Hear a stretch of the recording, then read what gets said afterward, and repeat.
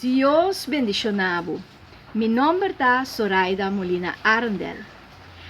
Gente muy, algo importante para que tu ribache es ser de gente muy.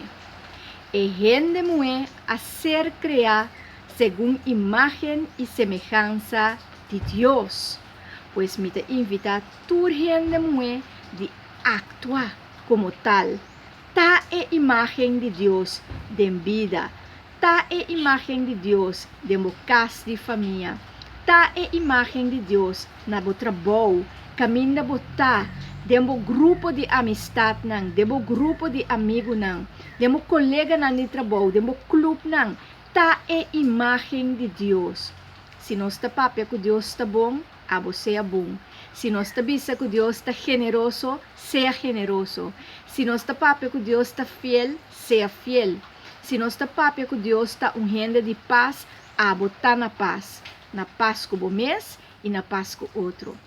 Rende muito, ser valente, ser com roupa e coragem, ser que não se reclamar roupa, pero eta hasi, eta laga cos ng cana, eta percurar para turcos dentro su casa e dentro su ambiente tá bom, eta wak pa dilante, pero é mester de tanto ternura, é mester de tanto amor, é mester de tanto atenção, é mester de tanto consejo, paso eta roupa frágil de padeng.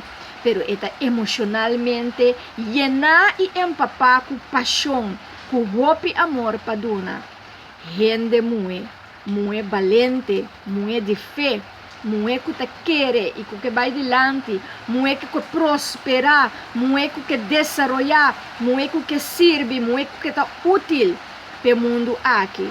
Tapesei reconociéndonos gente muy riba el día de gente muy tur aña te dedicar momento especial para ser divino, ser especial para gente muy.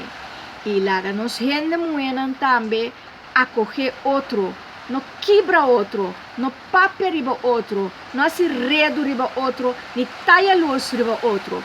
Cada gente muy tiene su estilo, cada gente muy tiene su talento, cada gente muy tiene su habilidad.